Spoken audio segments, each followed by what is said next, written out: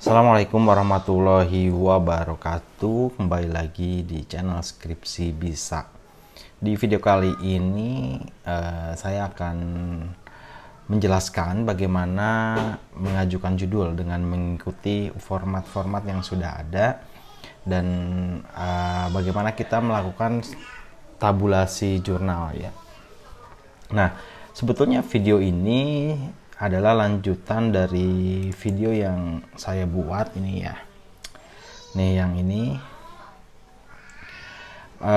Kalau di sini kita jelaskan bagaimana seharusnya melakukan pengajuan judul.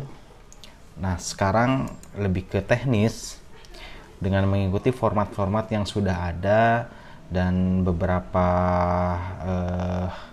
tools ya yang akan kita gunakan agar memang kita lebih mudah untuk meyakinkan dosen agar judul kita ini bisa diterima. Sebetulnya seperti yang sudah disebutkan di video tadi, di video sebelumnya, bahwa setiap kampus biasanya sudah mempunyai sebuah format yang harus diisi mahasiswa dan format pengajuan judul ya. Saya akan berikan contohnya ini. Ada dua contoh. Nah, ini salah satu contoh format pengajuan judul. Setiap kampus mungkin formatnya beda-beda, namun pada intinya ini akan sama ya isinya ya. Nah, ini misalnya formulir pengajuan judul skripsi.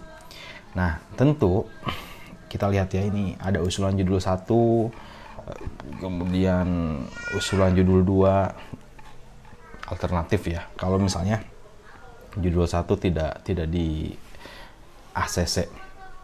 Nah, seperti yang disebutkan di video sebelumnya, bahwa sebelum kita membuat sebuah judul ini ya, kita harus based on masalah ya, sehingga judul ini mengikuti masalah yang ada.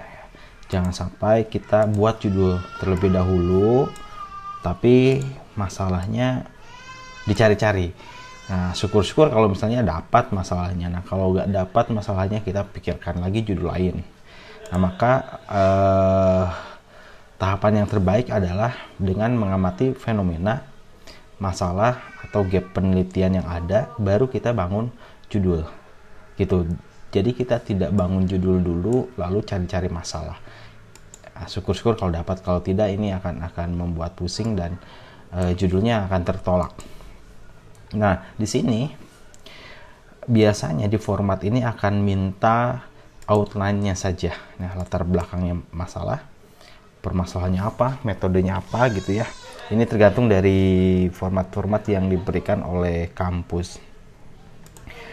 Dalam mengisi latar belakang masalah ini paling krusial, hal yang paling dilihat, apakah memang judul yang kita usulkan ini bisa dilanjutkan atau ada sebuah urgensi sehingga penelitian ini harus dilakukan. Nah, ini berdasarkan latar belakang masalah, sehingga di sini harus kuat. Di latar belakang masalah ini harus kuat dan didukung oleh data-data yang valid tentunya dan didukung beberapa teori-teori yang bisa memperkuat kenapa judul ini harus dilakukan penelitian ya di latar belakang masalah dan permasalahan nih, kalau formatnya seperti ini ya. Kalaupun misalnya di metode penelitian ini kurang tepat untuk meneliti permasalahan ini bisa dirubah atau bisa diperbaiki. Tapi kalau misalnya di sini yang nggak kuat, tentu ininya judulnya akan ganti gitu ya. Jadi yang harus paling kuat di sini dan permasalahan nih. Kalau di metode penelitian ini bisa menyesuaikan, kalaupun salah ini masih bisa ditolerir. Kalau misalnya di latar belakang masalah tidak ada hal yang perlu diteliti, ya pasti judulnya akan tertolak. Nah, gitu ya.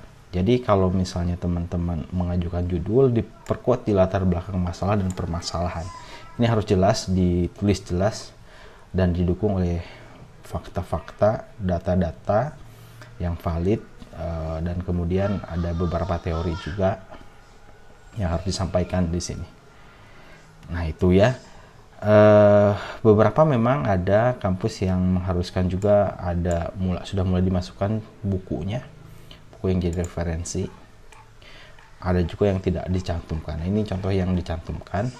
Nah, biasanya di outline pengajuan usulan judul ini merupakan outline yang nanti jadi bahan yang akan dikembangkan atau jadi poin yang akan dikembangkan di dalam proposal.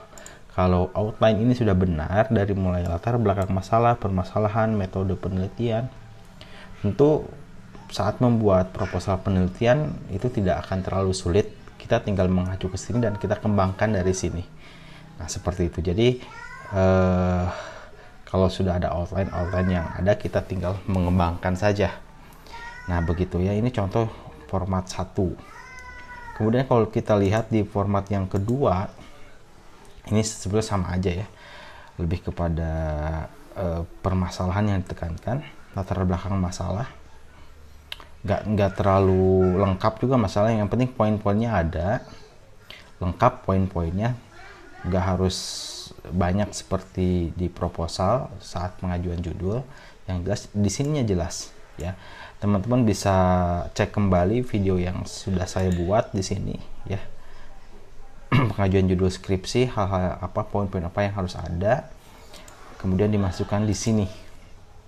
Nah, ini udah ada rumusan masalah, tujuan, penelitian terkait. Nah ini lebih lengkap lagi, ada penelitian terkait. Nah ini penting ya, penelitian terkait. Jadi selain kita melihat dari fenomena empiris atau fakta-fakta empiris yang jadi masalah penelitian kita pun harus sudah mulai mengkaji, mulai mempelajari penelitian-penelitian terdahulu. Ya sebetulnya kalau misalnya di skripsi penelitian terdahulu tidak terlalu banyak ya. Ya bisa 5 ataupun misalnya lebih. Terkadang di ketentuan pembuatan skripsi sudah ditentukan misalnya minimal berapa penelitian terdahulu. Nah, setelah kita menemukan sebuah masalah, lalu kita tidak ada salahnya sudah coba mulai mengkaji penelitian-penelitian terdahulu. Nah biasanya ini yang akan memperkuat kenapa judul kita ini harus di ACC ya. Jadi ada alasan judul kita ini harus di ACC karena melihat latar belakang masalah dan outline yang ada di sini ini betul-betul menjadi alasan judul kita harus di ACC. Nah ini ya, jadi silahkan dicek kembali video saya yang ini. Nah selain itu saya akan coba jelaskan, kan di sini harus ada penelitian terkait ya, ada beberapa format yang mengharuskan ada penelitian terkait atau terdahulu. Jadi saya akan coba jelaskan juga bagaimana membuat sebuah tabulasi di Excel untuk penelitian-penelitian terdahulu kita. Ini akan bermanfaat saat kalian mulai menyusun proposal. Kalau ini hanya pengajuan judul aja, sudah mencerminkan proposal memang. Kalau ininya sudah benar, saat membuat proposal penelitian bab 1 sampai bab 3 ini tidak akan terlalu sulit, tinggal melakukan pengembangan saja. Nah ini salah satu alat bantu juga, kita buatkan sebuah tabulasi. Nah ini ya, ini contoh format tabulasi ya, mungkin teman-teman bisa buat format yang berbeda. Nah contoh, kita mengajukan judul. Nah jadi judul yang ada di sini kita masukkan nih, judul kita apa, kemudian kita cari penelitian-penelitian yang relevan. Di sini misalnya ada 7 ini kebetulan ada 7 judul penelitian terdahulu ya. Nanti sesuaikan saja mana yang dikira dianggap memang bisa dijadikan penelitian terdahulu, kita buatkan tabulasi. Judul 1, nama peneliti, hasil penelitian. Nah, kemudian kita alasan meneliti kembali apa, lalu perbedaan dengan penelitian terdahulu apa. Nah, kita sudah mulai bisa isi ini. Ini akan membantu kalian saat menyusun bab 2 di penelitian terdahulu. Dan ini pun akan memperkuat alasan pengajuan judul kalian harus di ACC. Secara teoritis ini pun lengkap dan secara empiris pun ada, sehingga tidak ada alasan judul kalian ditolak gitu kalau ininya udah baik ya ngisinya. Nah, terkadang mahasiswa mengajukan judul itu ya hanya sekedar mengajukan saja tanpa dikaji lebih dalam. Dan yang salah adalah mahasiswa memikirkan judul terlebih dahulu, bukan mengamati fenomena terlebih dahulu ya. Nah, buatkan tabulasi untuk penelitian terdahulunya. Pikirkan alasan diteliti kembali kenapa, kemudian perbedaan dengan penelitian terdahulu kenapa. Ini akan muncul, sehingga ini akan jadi alasan kuat yang mendukung kenapa penelitian kita atau judul kita ini harus di ACC. Nah, kalau misalnya penelitian teman-teman merupakan penelitian yang mencari pengaruh kuantitatif, mungkin bisa dilengkapi lagi dengan tabulasi seperti ini. Misalnya nama peneliti dan judul penelitian ya bisa dilengkapi dengan ini. Variabel independennya apa, dependennya apa. Nanti ini kalau misalnya ada intervening atau moderasi bisa ditambahkan. Lalu hasilnya bagaimana? Apakah berpengaruh atau tidak? Misalnya berpengaruh, kita tinggal checklist. Kalau berpengaruh positif atau negatif kita checklist. Sehingga di sini kita akan menemukan ketidakkonsistenan. Kalau misalnya penelitian A variabelnya sama tapi hasilnya beda, nah ini menjadi satu hal yang menarik juga untuk diteliti ya, ketidakkonsistenan hasil penelitian terdahulu. Nah, bisa dilengkapi juga dengan ini. Nah, ini yang akan bermanfaat saat menyusun bab 2 dan akan bermanfaat juga untuk kalian yang memang ditanya masalah kenapa harus meneliti judul ini. Apa bedanya judul penelitian ini dengan penelitian terdahulu? Kenapa harus diteliti kembali? Nah, ini akan membantu teman-teman untuk memperkuat itu ya. Nah, jadi kalau ini lengkap di awal ya, secara konsepnya lengkap dan kalian paham betul konsepnya, saya yakin pertama judul kalian akan langsung di ACC. Yang kedua, saat proses penyusunan skripsi ini tidak akan kemana-mana. Artinya sudah ada tracknya, sudah ada roadmapnya, sehingga kalian tinggal mengembangkan saja. Lalu